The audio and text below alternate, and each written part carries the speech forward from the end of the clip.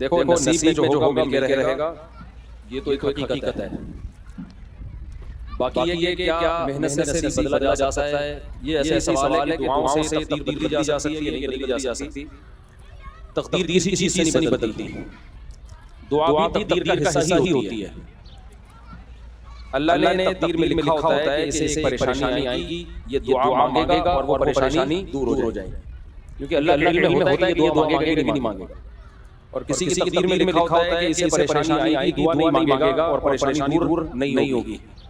تقدیر تو اللہ کے علم کا نام ہے، جو اللہ کے علم میں کبھی بھی چینج نہیں ہو سکتا. باقی جو دوستی لوگ ہوتے ہیں کہتے ہیں کہ جو مقدر میں ہو پیسہ آ ہی جائے تو ہمیں محنت کی کیا ضرورت ہے. تو ان کو یہ بتانا چاہیے تیرے مقدر میں پیسہ نہیں ہے، تجھے نہیں ملے گا کبھی بھی، تو ایسے ہی سڑے گا، ایسے ہی مرے گا. کیونکہ جس کے مقدر میں پیسہ ہوتا ہے عام طور پر، ہمیشہ نہیں، بغیر محنت بھی آ جاتا ہے. جس کے مقدر میں پیسہ ہوتا ہے عام طور پر اس کے مقدر میں محنت لکھی ہوئی ہوتی ہے کہ محنت کرے گا اور پیسہ آ جائے گا. اللہ کو پتہ ہے یہ محنت نہیں کرے گا بلکہ یہی بات کرے گا کہ نصیب میں ہو جائے گا، ایسے نصیب میں نہیں آئے گا. اللہ کو پتہ ہے یہ بات کرے گا لہذا نصیب میں اللہ نے لکھا ہی نہیں ہوتا. سمجھ رہے ہو؟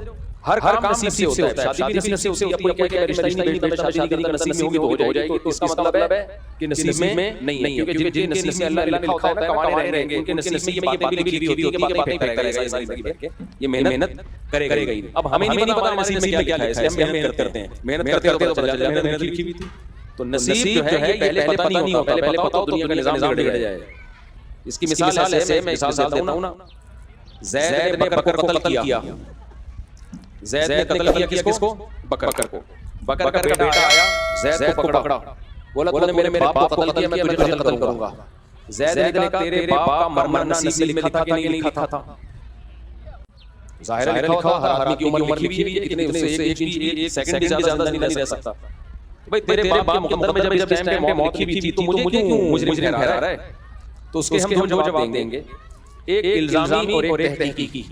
تحقیقی جواب یہ ہے کہ یہ تو لکھا ہوا کہ اس نے مرنا ہے، لیکن یہ لکھا ہوا تجھے کس نے بتا دیا تھا؟ تجھے تو نہیں پتا تھا کہ یہ اس وقت اس نے مرنا ہے. تو نے تو اپنے ارادے سے مارا ہے نا، وہ تو اللہ کے علم تھا، تجھے معلوم نہیں تھا. تجھے اگر پہلے پتا ہوتا کہ لکھا ہوا ہے پھر تو معذور تھا. تو کہہ دیتا بھائی مجھے پتا تھا اس نے بچنے میں منٹ پکڑنے مرنا ہے، تو جو کام ہونا ہی ہے میں نے کر دیا. کیا خیال ہے؟ تجھے تھوڑی پتا تھا.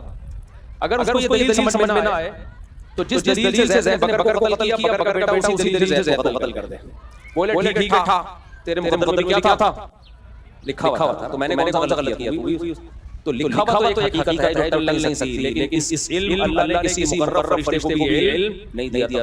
یہ علم اللہ کے پاس ہے اور اسی بیس پہ انسان کی آزمائش ہے. اسے پتہ نہیں ہوتا کہ کیا ہے، لہذا اپنے ارادے سے کر رہا ہو. تو اللہ کے علم میں اپنے ارادے سے کام کرے گا، لیکن ہمیں نہیں پتا ہوتا.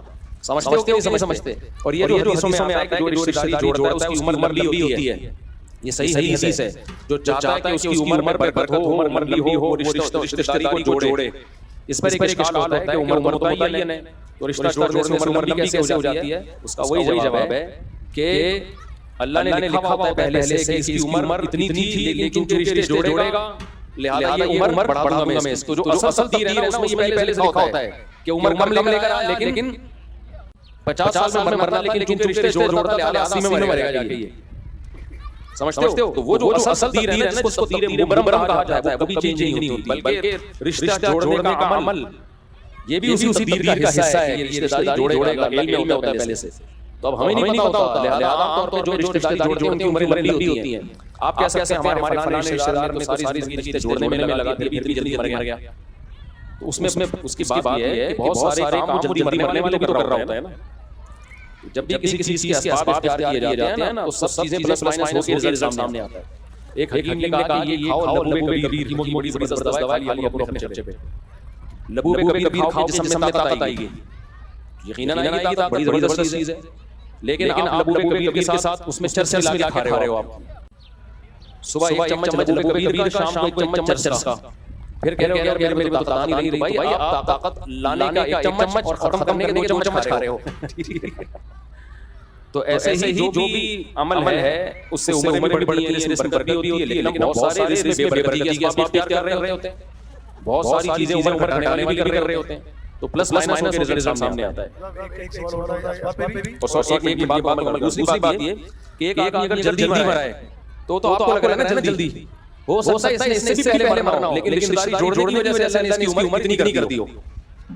بھائی مرنا 20 سال میں اللہ نے رشتے جوڑ 30 میں مرے, تو آپ کو جلدی لگ رہا ہے, حقیقت میں وہ دیر سے مرا ہوتا ہے. صحیح ہے نا.